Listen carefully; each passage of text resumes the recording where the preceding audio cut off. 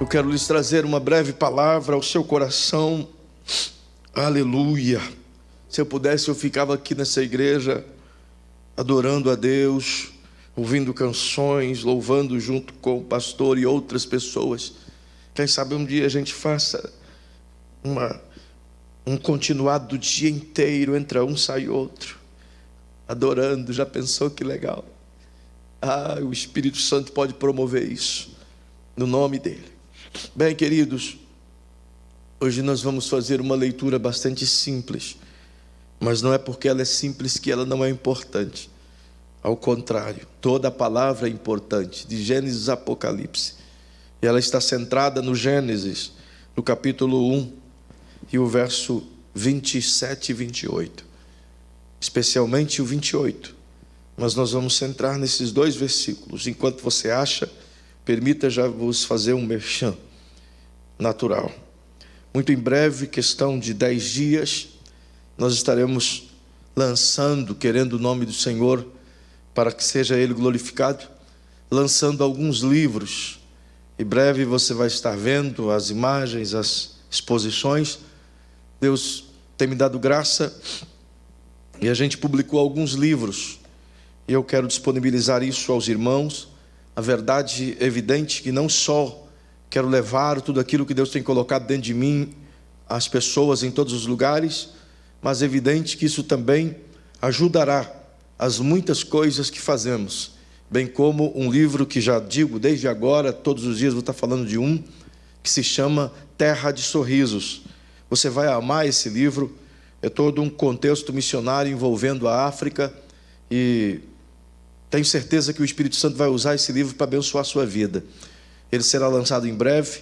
Esse livro tem todo um propósito missionário, toda a renda, tudo que fizer deste e de outros livros que vou estar apresentando, irá para o campo de missões, revertido para a nossa ama, e tudo o que o Senhor nos puder dar, certamente Ele o fará. Por isso, aguarde, você vai ver. Desde já peço a sua oração, tanto livros meus quanto da pastora Angélica. Estamos lançando vários, ao todo são 11 livros, e vai ser muito bacana, no nome de Jesus. Bem, eu quero também te convidar para na quarta-feira continuarmos a ideia bíblica que o Espírito Santo tem nos dado e aprendermos um pouco mais do reino às 19h30. Todavia, hoje nós vamos nos ater a esse maravilhoso texto de Gênesis 1, 27 e 28. Diz assim: assim Deus criou o homem, a sua imagem, a imagem de Deus o criou, macho e fêmea o criou. Deus os abençoou e lhes disse: frutificai e multiplicai-vos, enchei a terra, sujeitai-a e dominai sobre os peixes do mar, sobre todas as aves dos céus e sobre todos os animais que se arrastam sobre a terra. Amém. Que o Pai leve essa palavra até o seu coração de forma bem pessoal, e você entenda o que o Espírito Santo queira ministrar e ensinar enquanto eu estiver a falar. Queridos, há poucos dias atrás nós trabalhamos com os irmãos e pudemos falar algumas coisas acerca de alguns princípios que Deus estabeleceu no início da humanidade. Princípios esses que não foram alterados nunca e jamais serão alterados, justamente por conta de que a própria designação das coisas que vos disse é princípios. E princípios não podem ser alterados, justamente porque princípios são estabelecimentos de fundamentos. Tudo que é o princípio, portanto, é a base, é aquilo que iniciou. E o Senhor Deus, quando foi construir toda essa conjuntura da qual vivemos, como já ouvimos na primeira mensagem sobre esta série, ele estabeleceu alguns princípios, 14 princípios ao todo. Esses princípios basilares são elementares para que uma sociedade se fundamente e seja construída de uma forma justa e de uma forma bíblica. São princípios que não são derivados de pensamentos cristãos apenas. São princípios derivados de pensamentos universais de Deus para todos os seres humanos, independente se são cristãos ou não. São princípios gerados por Deus muito antes do pecado. São princípios estabelecidos por Deus para que não houvesse pecado, para que o homem pudesse desfrutar de uma vida em paz. Mas perceba que são princípios, sabendo Deus que tudo iria acontecer. Eram princípios, portanto, são princípios estabelecidos para o tempo de inocência, mas também para o tempo pós-inocência, ou seja, o tempo de que vivemos no pecado. Princípios inalteráveis, inigualáveis, perpétuos e eternos, para que quanto a terra durar e enquanto houver homens sobre a terra, esses princípios estarão firmados em Deus e sendo a base para toda a construção de uma sociedade. Perceba que esses mesmos princípios, mais à frente a gente vai aprofundar isso um pouco mais, mas esses mesmos 14 princípios que você vê no Gênesis, estabelecidos por Deus antes da queda, são os mesmos princípios que convivemos com a existência deles e a falta de aplicabilidade deles em nossos dias, que serão vividos de maneira essencial, preconizados como a base de construção do reino de Jesus, o reino milenial, aqui nessa terra, quando ele voltar com a igreja para reinar. Perceba que são tão eternos, que ele passa por todo esse período a Bíblia chama de período gentílico, e também passará por todo o período dos 1000 anos em que Cristo reinará sobre a terra. São logo princípios eternos. E nós trabalhamos o primeiro princípio na semana anterior, do que é o princípio da individualidade. E se você quiser sabê-lo, está lá na internet, na rede R100, você pode buscar para entender essa base inicial, o primeiro princípio gerado por Deus, que é o princípio da individualidade. E esta noite o Espírito Santo me leva a pensar com você no versículo 28, onde ele estabeleceu o fundamento básico, ou o segundo fundamento, para que a sociedade pudesse ser construída de uma forma homogênea, do que é o princípio do direito à vida. Embora seja uma coisa tão simples, seja uma coisa tão natural e tão normal, parece que falar de vida não é tão importante assim. Até porque todos querem viver, não é? Todos defendem a si mesmos, pelo menos para se manter vivos. Todos defendem suas famílias porque querem que permaneçam vivos. E o princípio da vida é uma das coisas tão importantes porque nos lembramos dele. Quase todos os seres humanos se lembram dele, muito especialmente quando a morte se aproxima. Seja ela por meio de uma enfermidade, seja ela por meio de uma crise, seja ela por meio de um problema, seja ela por meio de um acidente, ou mesmo quando a própria morte se apresenta e de fato leva a pessoa. Então, de imediato, esse princípio do direito à vida nos bate latentemente no coração, e isso é perceptível nas lágrimas de quem chora, no lamento de quem fica, na dor daquele que ali está. Por quê? Porque é como se algo de dentro de si fosse tirado, é como se separasse. Perceba que quando a morte chega, mesmo para aqueles que são firmes em Jesus, que têm uma comunhão com Ele, que caminham com Ele, que têm uma celebração de vida com a membresia da igreja, mesmo aqueles que têm perfeita saúde e gozaram a vida e viveram abundantemente, chegaram à casa dos 90, dos 100 e tiveram saúde até esse tempo, e quando terminam esse período de vida, mesmo assim, depois de ter passado tanto tempo, e os que ficam, os mais novos, os filhos, os netos, os parentes, sabedores de que um momento ou outro a morte vai chegar para uma vida que viveu abundantemente todos esses anos, mesmo assim, quando a morte chega, a gente ainda se sente machucado, doído, pesaroso, dói aqui dentro, é como se arrancasse um pedaço. Por quê? Porque está identificado dentro de nós o direito à vida, e quando esse direito nos é arrancado, e todos nós perderemos esse direito um dia, e quando esse direito nos é arrancado, imediatamente a dor se instala. É quase que incompreensível o sentimento da perda. É quase que indecifrável a dor que procede de um coração de alguém que perdeu um ente querido.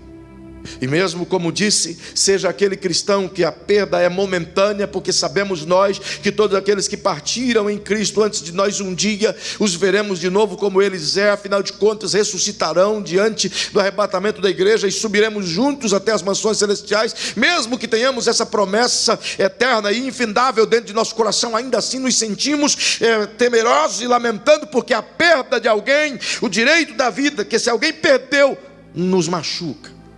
É algo indescritível. Então, diga-se de passagem, é um dos princípios elementares mais importantes para todo ser humano, porque todos anseiam por viver, todos esperam por viver. E eu acho incrível quando Deus estabelece isso nesse primeiro versículo, no versículo 28, aliás, que estabelece, portanto, a base inicial do direito à vida, onde o Senhor, olhando para Adão e a Eva, onde ele já havia estabelecido o princípio da individualidade, colocando cada um no seu espaço, na sua forma, no seu poder, no seu domínio, no seu governo, cada um com a sua utilidade, o seu propósito, ele agora une os dois e diz de maneira muito clara: gente boa, vocês devem frutificar e multiplicar e encher a terra. É bem verdade que ele disse isso no princípio, enquanto era só apenas Adão e Eva, mas a gente, como é crente, quem crê em toda a palavra, tem muitos crentes que levam isso muito, muito a sério até os dias de hoje. É ou não é verdade? E eu dou glória a Deus, porque aqui ainda não perdeu essa unção, os crentes estão em casa, mas esse princípio bíblico está fundamentando a vida deles ainda em nossos dias. Glória a Deus. Mas perceba que de maneira tão linda, o Senhor estabelece algo maravilhoso nesse texto. Para entendermos o fundamento, o princípio do direito à vida, precisamos compreender como é que Deus coloca isso no ser humano. Observe que não há no céu, em maneira alguma, uma linha de montagem, onde um setor, os anjos do setor A fazem a cabeça, o setor B faz o tronco, o setor C faz os braços e o setor D faz as pernas, e os outros setores vão fazendo cada um uma pecinha, e chega na linha de montagem em série, e aquele monte de bonecões, então cada um vai montando as partes, até que chega lá no final, e aparece todos formados, e ficam como que dentro de um depósito, e vai chegando o dia de nascer, e eles vão entrando na fila, por número, por senha. Não é assim. Não é assim. Deus não estabeleceu uma linha de montagem para nenhum ser humano. E é preciso compreender isso desde o início. A observação bíblica é que desde o início Deus fundamentou a sua ideia em cima de um homem e de uma mulher. E a Bíblia diz que a mulher saiu das costelas do homem. Portanto, todo o fundamento de humanidade, Deus começou com um boneco de barro feito da própria terra, onde ele arquiteta, onde ele desenha, onde ele molda, onde ele coloca o que ele quer, onde ele dá as características que ele quer, onde ele forma do jeito que ele quer, e por fim ele sopra ali a vida, e essa vida pertencente a Deus, ele coloca esse ser para que possa se tornar alguém parecido com o eterno em características. Observe, portanto, que quando Deus faz o primeiro homem, a saber, Adão, e dele tira ali a mulher, e permita abrir um parênteses de maneira muito rápida para te dizer que dá a impressão, se olharmos para o capítulo 2 e mormente até o capítulo 3, dá a impressão que a mulher foi um adereço que Deus colocou, porque percebeu que o homem não podia ficar sozinho, a saber, o Adão, enquanto ele nominava os animais. Não, mas não é isso que o texto nos ensina. Embora pareça, porque a fala do escritor diz: e vendo Deus que o homem não achava para si alguém que lhe correspondesse, disse: não é bom que o homem esteja só, far-lhe-ei uma adjutora. Eu vou explicar isso mais à frente. Entretanto, era plano do divino, está estabelecido aqui, macho e fêmea os criou. Quando Deus está fazendo o homem e o Adão, já está no plano dele, no projeto dele, na ideia dele, nocautear o Adão e tirar a Eva de suas costelas. Deu uma injeção, como chama? Uma anestesia geral. Ele aplicou de imediato, e o Adão se apagou. E quando ele acordou, tal foi a surpresa, porque ele nunca tinha visto nada tão belo ao lado dele. Observe que a ideia do divino estabelecida nesse ponto é justamente complementando cada ato, cada passo, a partir de um plano original. E ele vai estabelecendo o seu plano original passo a passo, para que uma não suplante a outra, para que uma não atrapalhe a outra, para que uma complete a outra. Tudo em Deus se completa. Ele faz o homem e a mulher para completá-lo, e quando faz a mulher, ela faz do homem para que o homem a complete. Perceba que a junção dos dois, vem Deus e coloca o perfil de vida no homem, e igualmente coloca o perfil de vida na mulher. Ele coloca a força de vida no homem, e igualmente coloca a força de vida na mulher, fazendo com que o homem compreenda que nem o homem por si pode ter um filho sozinho, e nem a mulher por si pode ter uma filha sozinha. De todo jeito ela vai precisar do mecanismo humano do homem para isso. Ainda que seja nos dias modernos, através de inseminação, ainda assim precisa da semente do homem para isso. Observe que a junção das duas coisas, o que o Senhor está dizendo é: não existe um sem o outro, não dará certo um sem o outro, nada se fundamentará sem um e o outro. Ele está a dizer que o princípio da vida, o direito à vida, foi estabelecido com base em duas pessoas. Significa, portanto, que o direito da vida tem uma base inicial, que é a concordância. Duas pessoas se concordam entre si, se complementam entre si, se enlaçam entre si, se fundem a si mesmo, e aí então há a concordância de uma nova vida, e a fusão de dois seres formando um só, e a fusão de duas personalidades formando uma só. É a conjuntura de dois polos diferentes, dois entendimentos diferentes, duas forças diferentes, formando uma nova força. E essa nova força, esse novo ser, essa nova pessoa que irá nascer de Adão e Eva, a partir da palavra dada, disse Deus: multiplicai-vos. Quando ele estabelece a palavra frutificai, ele está dando vida ao homem e vida à mulher, não só para respirar, porque já estavam vivos. Ele está dando o poder de gerar vida. E a coisa mais importante e bela desse princípio está exatamente nessa premissa: a todo homem e toda mulher foi-lhe dado o poder de gerar vida. E quando afirmo isso, não estou falando apenas ou somente no aspecto genético, ou no aspecto geracional de filhos e filhas. Eu estou falando que a nós, seres humanos, foi dado de Deus o poder para gerarmos filhos, tanto como as nossas sementes, tanto quanto aqueles que saíram de nós, quanto a partir de nós mesmos, gerando vida em outras pessoas, abençoando com a boca, com o que fazemos, ou com o que servimos outras pessoas. O princípio gerador de vida não está estabelecido apenas sobre o prisma relacional no sentido de homem e mulher, mas também sobre o prisma relacional no sentido de família, no sentido de sociedade, no sentido de servidão, no sentido de apoio, no sentido de ajudar um ao outro. Por quê? Se não percebam, esse direito à vida não é só coibido quando para de respirar, ou quando um homicida tira a vida do outro ser humano, ou quando Caim tira a vida do Abel. Não é só mediante isso. Esse princípio da vida é violado a partir do momento em que a intenção formada dentro do coração do ser humano de macular alguém, de machucar alguém, de atrapalhar alguém, de semear contenda na vida de alguém, de roubar a paz de alguém, de trazer intemperança na vida de alguém, de trazer a dor na vida de alguém. Até porque João disse lá na sua primeira carta que aquele que não ama o seu irmão é homicida. Ele diz: aquele que odeia o seu irmão e não o ama é homicida. É um princípio muito mais além do que apenas assassinar alguém.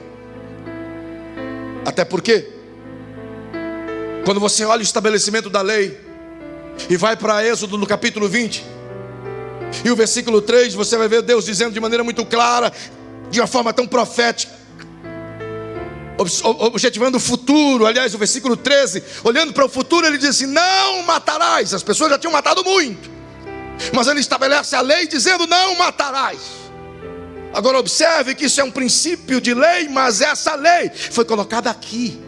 Esse princípio de vida foi estabelecido aqui no Gênesis. E quando Deus diz isso, vigora naquele período aquela ideia de olho por olho, dente por dente, não era assim? Desde os dias de Hammurabi aos dias de Moisés, vigorava a lei, olho por olho, dente por dente. Do jeito que você matou, você morre. O mal que você fizer, você colhe o mesmo nível. Era exatamente assim. Mas aí vem Jesus de maneira muito clara e mostra o que de fato era a intenção de Deus no Gênesis 28, quando estabelece o princípio da vida. Enquanto que na lei de Moisés está dito que tirar a vida de outro ser vivo é réu de morte, Jesus diz que o fato de xingar o meu próximo de idiota é réu de tribunal, terá um alto nível de julgamento. Aquele que chamar o seu irmão de raca ou de louco, disse Jesus, é réu do fogo do inferno. Imagine. O que ele está dizendo não é o fato de você sangrar alguém, é o fato de você quebrar o princípio da vida no interior de sua alma, no intelecto do seu ser. Porque uma vida não encerra quando o sangue é derramado, uma vida encerra quando há uma intenção programada para isso. O que vem agora, e só Deus pode julgar intenções. Observe que esse princípio da vida estabelecido pelo Senhor nos dá o direito não só de gerar filho, mas dá o direito de crer um no outro, de abençoar um ao outro, de dar oportunidades um ao outro. Eu me lembro de uma passagem em Êxodo, no capítulo 2, 1 e 2, muito especificamente no final do capítulo 1, a Bíblia diz que o faraó que reinava naquele período, ele se levanta de uma forma cruel, e ele percebe que os israelitas estão crescendo em um número assustador, e agora eles têm medo de que eles se virem contra eles, e ele tem uma ideia maligna, satânica, tem que eliminar as crianças, ele tem que matar os homens. E a ideia é que toda aquela criança que nasce, eles devem morrer, né? E tal foi o suplício, que a princípio ele queria que fosse de uma forma mais natural, e chamou as parteiras, e disseram, olha, vocês vão fazer separação. Quando nascer uma criança, menina, vocês deixam viver, mas quando nascer um moço, deixa ele morrer, mata ele, não deixa ele viver não. E a Bíblia diz que as parteiras, temendo a Deus, quando indagadas por Faraó, afinal de contas, quando nascia um menino, um homem, ao invés de sufocá-lo e fazê-lo perder a vida, elas escondiam e elas deixavam, e a Bíblia diz exatamente isso, deixavam os meninos viverem. E quando indagada por Faraó, elas mentiam e diziam, olha, quando a gente chega lá, as mulheres hebreias são diferentes das egípcias, elas já tiveram filhos e o filho não está mais lá. E com isso a Bíblia diz que milhares e milhares e milhares de israelitas meninos continuaram vivos. O que isso quer dizer? Até chegar o período em que foi os soldados matando à espada os recém-nascidos, que foi nos dias de Moisés. Perceba o que isso quer dizer e que me implica aqui agora. Eu gosto dessa expressão, deixai viver. Não é somente tentar tirar a vida de alguém ou intentar contra a vida de alguém, mas é promover a vida de alguém. Não é somente não fazer o mal e ficar na inércia, mas é fazer o bem para aqueles que precisam. Não é somente não concordar com aqueles que tiram a vida uns dos outros, mas é promover a vida daqueles que estão próximos de nós. O direito à vida é inviolável. Deus colocou isso como um princípio básico para que todo ser humano entenda. E entenda o que, pastor? Que a vida nasce nele. Se não, percebam, como eu vos disse agora há pouco, ele não montou nenhuma linha de montagem. Seres humanos não são feitos em séries. Quando Deus faz o Adão do barro, e ele sopra nas narinas do Adão O espírito, que é imaterial, que é a inteligência, que é unido com a alma, que é o centro das emoções, que os espírito e alma juntos permanecem para a eternidade. Sua consciência e o seu centro de emoções, seu intelecto e todas as suas faculdades mentais. Ele sopra isso no homem, e aquele boneco de barro passou a ser como nós somos. Mas para que ele soprasse no homem, partiu do plano original de Deus. E a Bíblia diz, nas palavras do apóstolo Paulo, lá em Romanos 7, que de um homem só Deus fez toda a humanidade. Agora perceba que para isso acontecer, para que Deus soprasse no Adão e colocasse nele a humanidade, saíram de algum lugar. E é isso que eu acho maravilhoso na história bíblica. E eu sei que o tempo é pouquíssimo, mas eu preciso te levar a compreender isso de maneira muito clara. Observe, acho isso maravilhoso porque não foi simplesmente o fato de Deus soprar uma vida lá na eternidade, na eterna eternidade de Deus. Que redundância bonita. No tempo perfeito do divino, que Ele planejou criar a humanidade. Eu gosto das expressões bíblicas de Provérbios 8, 22 em diante, até o verso 32, onde narra toda a estrutura cósmica e a fundamentação do plano de construção da humanidade segundo Deus. Ele estabelece, portanto, ali todo o planejamento, e chama alguém que planeja e apresenta o projeto, o protótipo ao Pai. E ele chama esse de arquiteto da criação, a saber, o seu filho. E eu gosto disso justamente porque ali ele está mostrando que todas as coisas que existem hoje, antes de se tornarem materiais, físicas, palpáveis e visíveis, elas se tornaram reais dentro do coração do próprio Deus. Ele cria tudo dentro de si mesmo, e a Bíblia diz que de dentro da alma dele, ele criou todas essas coisas. Quando ele olha para tudo isso, ele percebe que no seu plano, no seu desenho, no seu extrato, naquelas coisas que está mostrando ali a história da humanidade, desde a criação dos céus até a finalização dos novos céus e nova terra, está tudo desenhado no plano que Jesus faz. Em alguma etapa do plano, alguém vai errar, a saber, Satanás ou Lúcifer, e esse erro vai promover uma discórdia na humanidade inteira. Então ele poderia apagar tudo aquilo, remover aquele negócio, apagar o desenho, porque é só um desenho, ele é um arquiteto.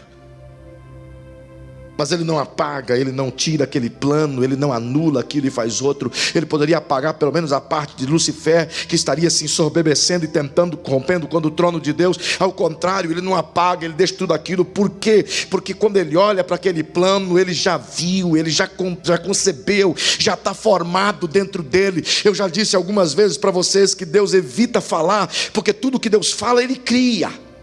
A palavra dele é poderosa, gera dentro dele. E quando ela verbaliza, ela tem o poder em si mesmo de criar. É por isso que Isaías disse que a palavra dele não volta vazia, mas o que ele disse, cumpre o que lhe apraz. Perceba, dentro dele estava formado o homem. Então ele coloca o seu plano em execução em Gênesis 1. Ele poderia ter apagado lá para não dar a tragédia de Gênesis 3. Mas por que não apagou? Porque todas as vezes que ele olhava para o desenho, era apenas um desenho, mas dentro dele já era uma realidade. Ele já nos amava, nós já existíamos dentro dele. Então quando agora ele dá o direito à vida, ele está tirando algo de dentro dele. Ele está colocando o homem que nasceu de dentro de Deus. E quando a vida de alguém é tirada, está cortando como que esse cordão diretamente de dentro de Deus. Se não percebam, não é simplesmente o fato de Deus dar a vida em si ao Adão e o Adão sair de dentro de Deus, mas quando Deus decide soprar nele a sua existência e a eternidade do Espírito dentro dele, Deus colocou dentro de Adão o poder da vida, o direito à vida.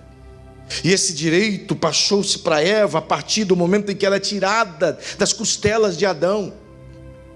Perceba que esse poder de gerar a vida, esse direito de gerar a vida, dado por Deus e colocado em Adão e da Eva por Deus, de forma tão linda e extraordinária.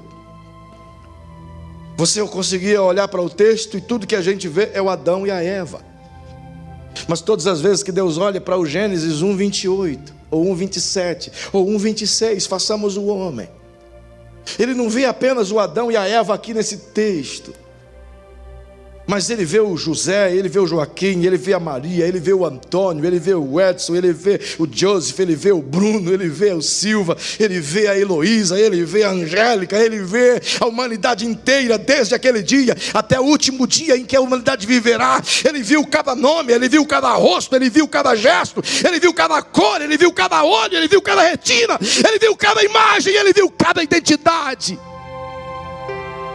Ele viu todos.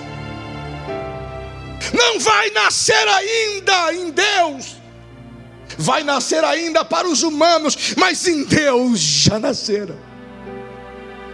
Aleluia, já existe. Por isso que quando chegarmos ao céu, eu e minha família temos convicção de que literalmente nós já somos avós. Nós só não estamos com ele ou ela nos braços, mas nós já somos avós. Minha filha perdeu um bebê, perdeu aqui, mas ele permanece vivo lá. Davi disse que era melhor não nascer no mundo cruel e viver nas entranhas de Deus. Nós já somos avô, e na eternidade, pastor Joseph, eu não sei te explicar todos os detalhes disso de maneira tão rápida assim, mas podemos conversar sobre isso. Mas na eternidade eu percebo que existe uma imensidão de bilhões e bilhões de crianças, das quais estão no colo de Deus. Ninguém nasce nesse mundo vil sem antes ter nascido dentro de Deus. O princípio da vida não é humano, é divino. Quando um ser vivo vem, faz parte de um planejamento divino. Deus sabe exatamente o que tem de potencial naquela vida, e perceba isso de uma maneira muito clara. O direito à vida preconizado por Deus deveria ser entendido para a humanidade. Acho interessante isso. Certa feita eu convidei os irmãos aqui a fazerem uma experiência em suas casas, e talvez você em casa se lembre disso. Eu lhes ofertei 2 caroços de milho dentro de um saquinho para cada família, ou para cada pessoa. Você chegou a ter isso? Foi antes. E nesses carocinhos de milho, tratado, arrumadinho, eu pedi para que cada família plantasse o seu próprio pé de milho. E centenas de famílias e irmãos plantaram. E eu disse: cuida do seu pé de milho, até que ele produza. E quando ele produzir e ficar grande, e você arrancar as espigas dele, você vai contar primeiro quantas espigas tem. E depois de cada espiga você vai debulhá-las e contar quantos grãos de milho tem cada espiga. Lembre-se que eu te dei 2, e você tem que se lembrar de quantos você plantou. E não poucas famílias 3 meses depois testemunharam, 3 ou 4 meses depois. Alguns tiveram o prazer de ver o seu milho crescer. Outros infelizmente viram o seu milho morrer quando nasceu. Faltou água ou faltou sol. Tal era o cuidado. Mas não poucas famílias me trouxeram testemunhos de espigas. Por exemplo, teve um irmão que me trouxe o testemunho de uma só espiga. Ele plantou uma semente, porque a outra era raquítica, ele não deu sorte. No saquinho dele tinha uma raquítica, ele plantou a saudável.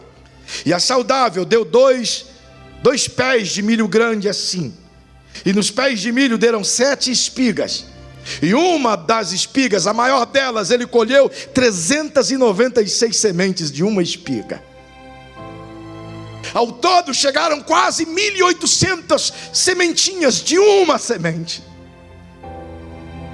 Então quando você olha para esse homem aqui, o Adão, E você vê apenas o Adão, e Deus está olhando para ele e está dizendo: vocês estão vendo apenas uma semente. Não, não é uma semente. Dentro dele tem 1 bilhão, 1 trilhão, 1 centilhão de outras almas. Isso se repete, vida após vida, vida após vida. Quando eu olho um bebê nascendo, eu fico pensando: que potencial tem aí dentro, que poder tem aí dentro. Quando eu olho aquele monte de crianças aqui para orarmos, oh, que saudade. Parece que eu os vejo, pastor Joseph. Que saudade de vocês.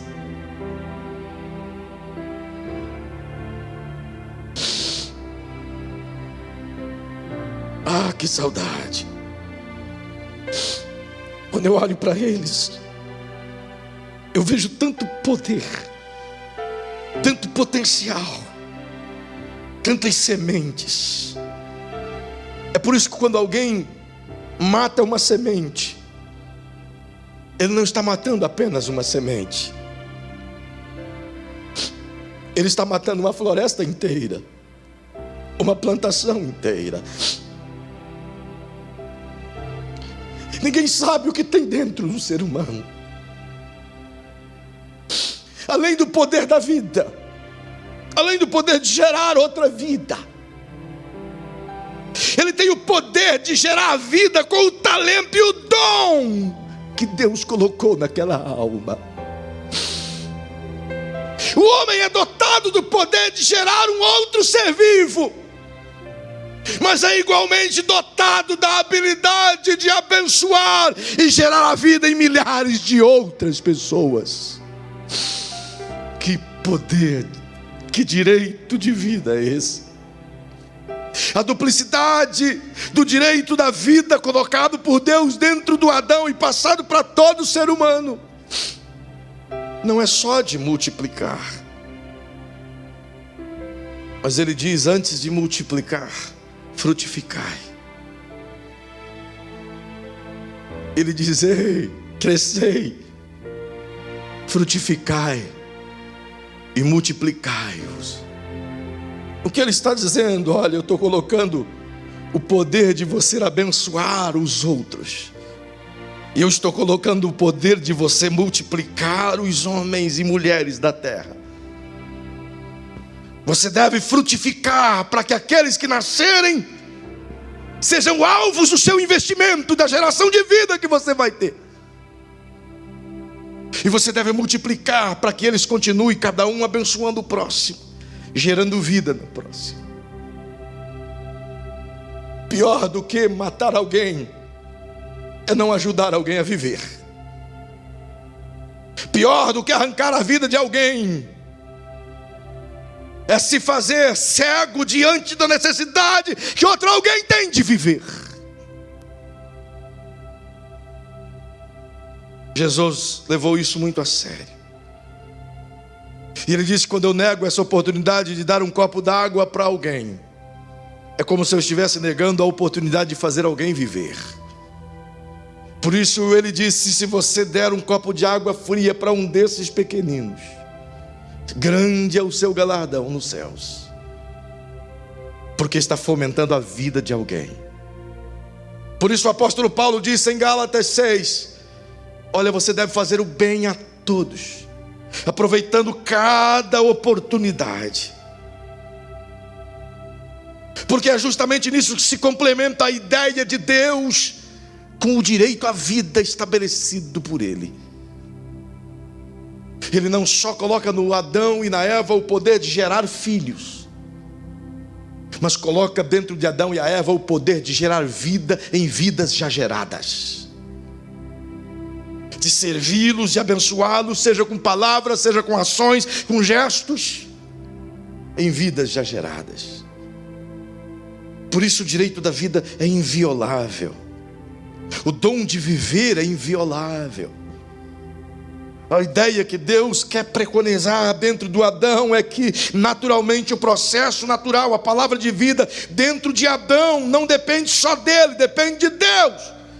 E Deus estabeleceu essa base poderosa dentro do homem e da mulher, que a junção fará vir uma nova vida.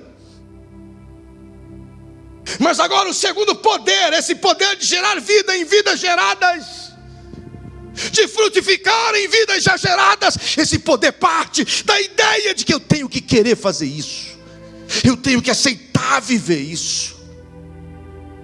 É a livre escolha humana de ser instrumentos de Deus em um mundo caído, de gerar vida em vidas já geradas.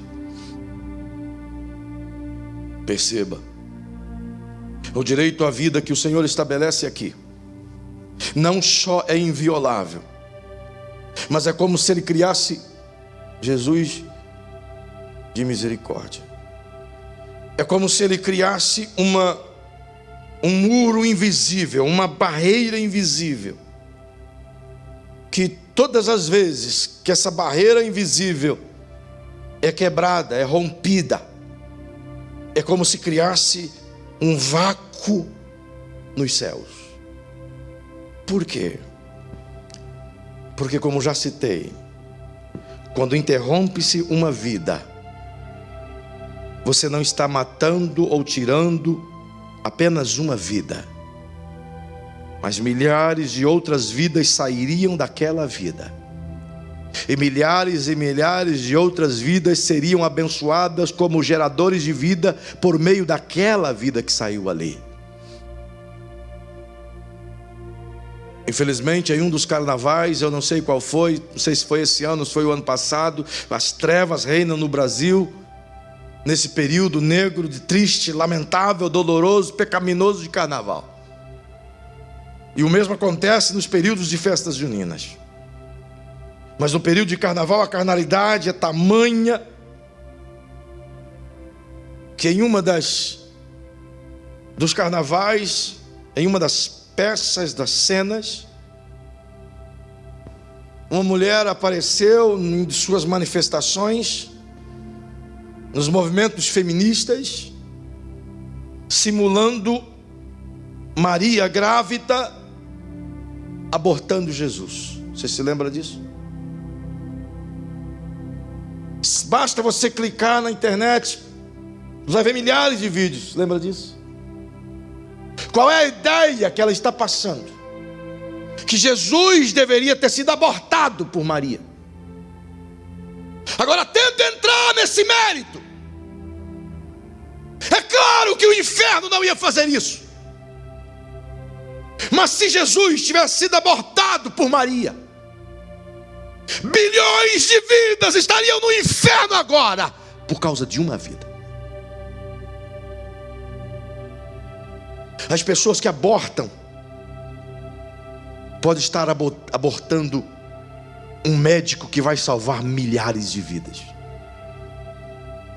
Pode estar abortando um líder que vai levar milhares de pessoas a reconhecerem seus talentos.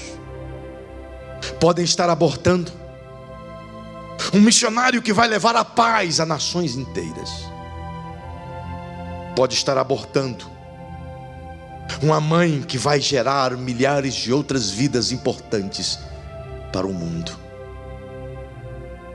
Se entendêssemos o poder da vida. Quando Deus diz multiplicai, Ele está dizendo, está em vocês mesmos o dom de gerar filhos.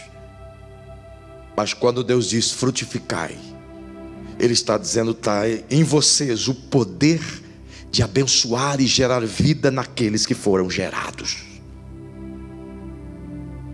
É por isso que pais imponham as mãos sobre os filhos e os abençoam.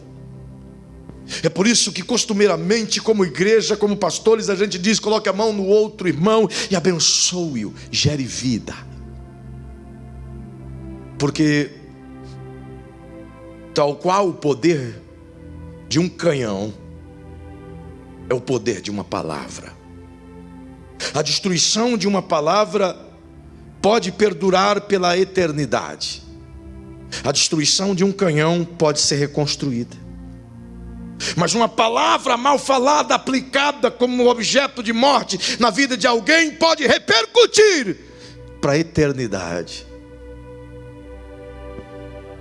Se você leu o livro de Issacar, do qual o Senhor nos deu, e eu estou relançando agora com outro título, você vai perceber o poder de uma palavra falada que durante 400 anos escravizou 4 gerações. Mas da mesma sorte, uma palavra que gera vida libertará milhares de outras gerações. Se entendêssemos o poder da palavra.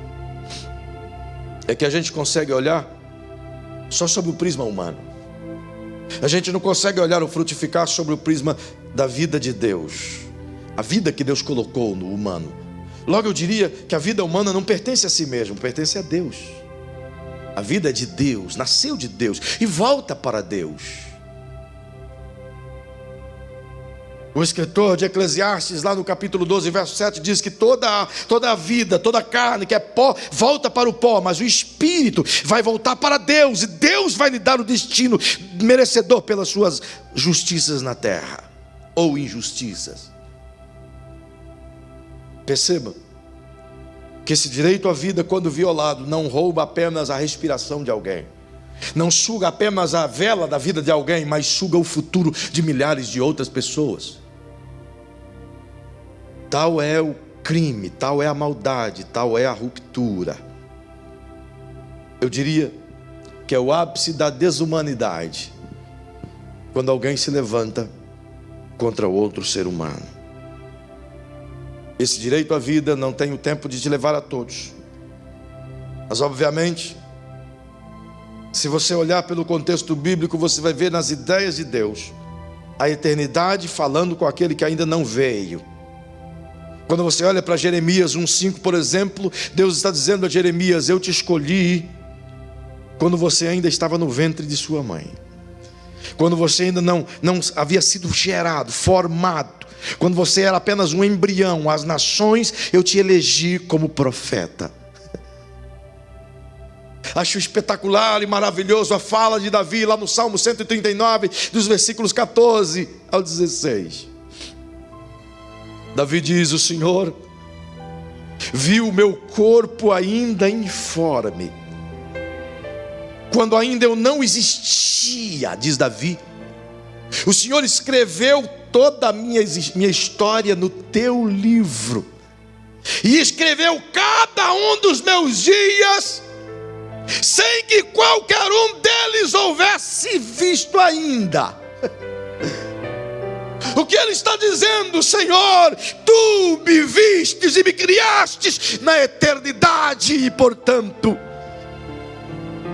já existe um propósito gigantesco estabelecido na vida de todos estes. O direito à vida não é um direito só meu, mas é um dever meu.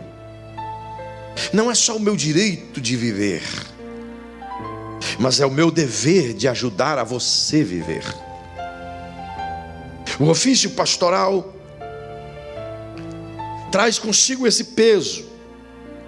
E eu, embora seja peso, mas para mim é um peso honroso, de não somente ter o prazer de viver, mas ter a obrigação de ajudar a você viver. Por isso fazemos de tudo como igreja para tentar ajudar alguém a viver. Porque mais do que apenas entendermos o princípio de vida em nós, nós entendemos o princípio gerador de vida em quem já foi gerado. É por isso que eu olho para aquele banner que de vez em quando fica aqui, eu acho que está ali atrás escondidinho em algum lugar aqui, do Instituto Crescer. Sempre me vem a lembrança, a memória, cada rosto, cada olhar, cada gesto de crianças aqui, quanto das crianças do mundo inteiro que já conheci. Constantemente eu me deparo chorando diante das fotos de milhares de crianças que já abracei no continente africano, de outras milhares que já tive o privilégio de chorar e abraçar com elas na Índia, no Nepal, no Camboja e em outros lugares do mundo da Ásia. Cada um Se eu pudesse colocá-los todos em um lugar que ajudasse-os a desenvolver o poder de gerar vida dentro de cada um deles. Como pai, o meu dever não é apenas ensinar que um dia vai me dar netos. Como pai, o meu dever é ensinar que mais do que gerar filhos, é gerar vida em quem já foi gerado. É produzir a vida em quem respira ao meu lado. É inspirar as pessoas a inspirarem pessoas.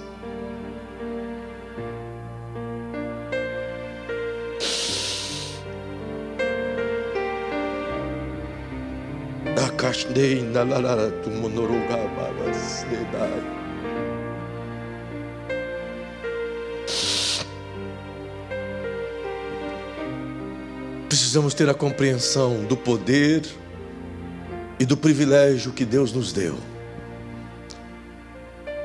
não só de ser doadores de vida física,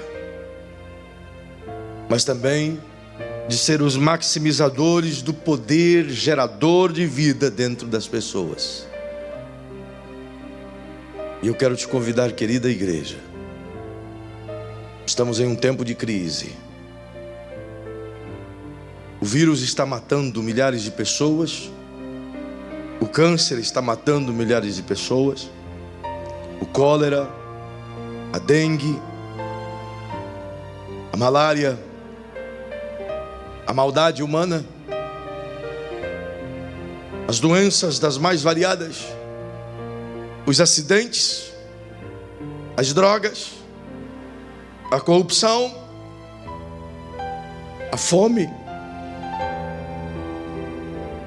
a dor, o desprezo.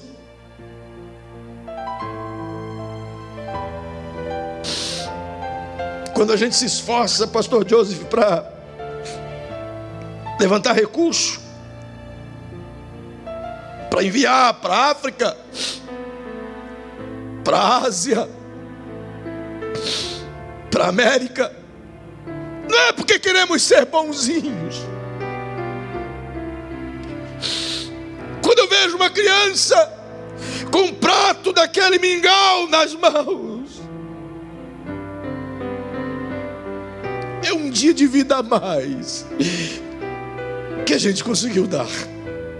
Mais um dia.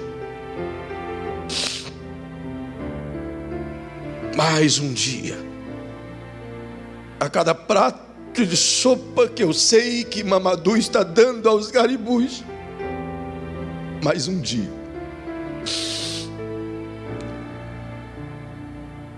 Nosso maior privilégio, mais do que colocar vidas no mundo,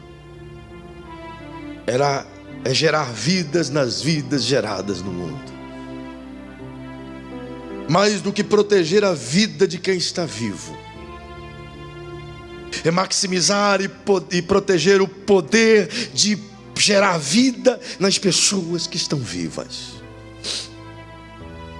Por isso, pais, creiam no potencial de seus filhos. Deixe de comer, mas faça os seus filhos comerem. Deixe de dormir, mas faz os seus filhos dormirem. Gere vida neles, para que eles gerem vida em milhares. O meu sonho, Deus me deu o privilégio de alcançar 32 países, 33 aliás. O meu sonho é que os meus filhos alcancem 100 países, milhões de pessoas. Creia, gere vida, gere vida. Eu quero orar com você. Eu quero orar com você que está aí na sua casa agora, arrependido das palavras que você disse para alguém, machucando alguém, ferindo a alma, matando o futuro, assassinando sonhos, roubando perspectivas. Mas eu quero orar por você também, que tem rejeitado palavras, tem rejeitado oportunidades, tem rejeitado vidas. Mas quero orar por você também que tem negado aos outros a oportunidade de viver. Talvez se conforme em dizer: eu não fiz nada de mal para ninguém, mas também não fez o bem. E no reino, não fazer nada de mal não é suficiente. No reino eu não preciso e não posso apenas me conformar em não fazer o mal, mas eu preciso fazer o bem. Eu não posso me conformar em apenas não tirar uma vida, mas eu preciso promover vida. E como você pode promover vida em alguém? Com uma ligação. Com uma ligação. Com uma visita. Com uma mensagem de WhatsApp. Com um pão que você leva. Com um gesto de amor. Com uma palavra de crédito. Eu quero louvar a Deus, aproveito esse momento. E vou orar para terminar, tá, pastor? Das grandes lutas que nós temos enfrentado esses dias todos, com doenças, com dores, com enfermidades. 2 casais dessa cidade, que amor eles têm demonstrado a mim e minha família. E eu quero louvar a Deus pela vida deles. Eu sei que muitos irmãos têm orado, servido, pastores me ajudado. Mas 2 casais têm se desdobrado. E todo dia se incomodam, nos ligam, enviam coisas, pão, comidas, recursos. Eu quero louvar a Deus pela vida do evangelista Edinho e da irmã Ju. Todo dia se lembra de nós. Quero louvar a Deus pela vida do pastor Samuel, da irmã Lélia. Não há um só dia que eles não ligam para perguntar: o senhor está bem? Como isso me faz bem. Então, do mesmo jeito, gere vida em alguém. Eu tenho tentado todos os dias falar com um ou com outro, com vários irmãos.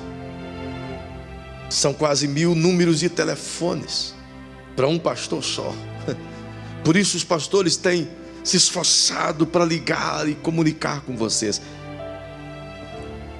Mas essa função pastoral é também compartilhada com a igreja na sua função igreja. Gerar vida, gerar palavras de amor, gerar palavras de vida em alguém. Não raras vezes tudo que a gente escuta são palavras de morte. Faça isso não. Se você não puder abençoar, não amaldiçoe. Se você não tiver poder de vida dentro de você para gerar vida em alguém, não mate. Não promova a morte. Seja boca de Deus. Eu quero orar por você que quer esta noite entregar-se a Jesus.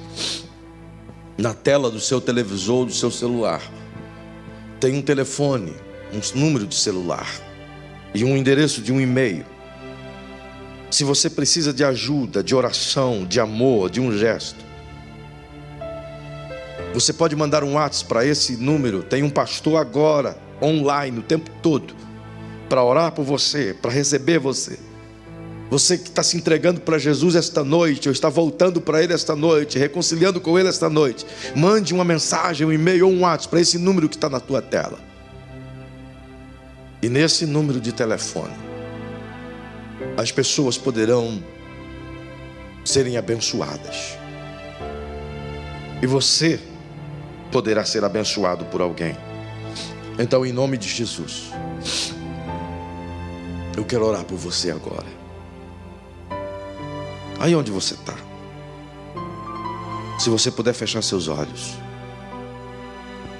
se você puder orar comigo, se você estiver se entregando a Jesus, fale com Ele agora. Eu concordo com a sua decisão. Paizinho, é no nome de Jesus que eu me uno a milhares de pessoas, onde quer que elas estejam nesse momento.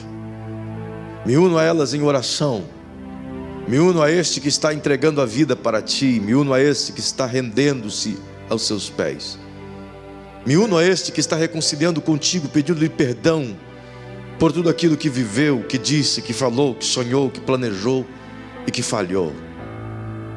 Eu te peço perdão por todos aqueles, e me incluo nesse pacote, que utilizaram as palavras ao invés de gerar vida, geraram mortes, apagaram sonhos, destruíram projetos. Eu peço a tua misericórdia sobre todos aqueles que serviram como instrumentos de enterrar e não de fazer viver. Mas eu peço a sua bênção sobre cada família que está conosco agora através da internet. Abençoe os que estão longe, tanto quanto abençoe os que estão perto. Que tenhamos nós, Senhor, a força que vem de Ti para iluminar esse mundo de trevas. Que sejamos nós geradores não apenas de filhos da carne, mas que sejamos geradores de filhos espirituais. Que possamos prover a vida para aquele e para aquela que distante está de sua graça. Eu peço a tua bondade e misericórdia em favor de todos estes, e declaro que a tua bênção os acompanhe todos os dias. Que o seu bom favor, que a sua graça, e que os céus estejam abertos sobre essa casa, sobre essa família, sobre esse pai de família, sobre esse negócio, sobre esse emprego, sobre esse mercado, sobre esse restaurante, sobre essa empresa, sobre essa fábrica. Em o nome de Jesus, que os céus se abram sobre todo aquele que espera e crê, e que teu nome neles seja glorificado, e a vida abundante venha sobre todo aquele que espera. Assim eu lhe peço, em o nome de Jesus. Que Deus te abençoe, Deus te guarde. Obrigado pela sua audiência, obrigado por você estar conosco. Meu grande abraço. Amo vocês. Fiquem com Deus, em nome de Jesus. Amém.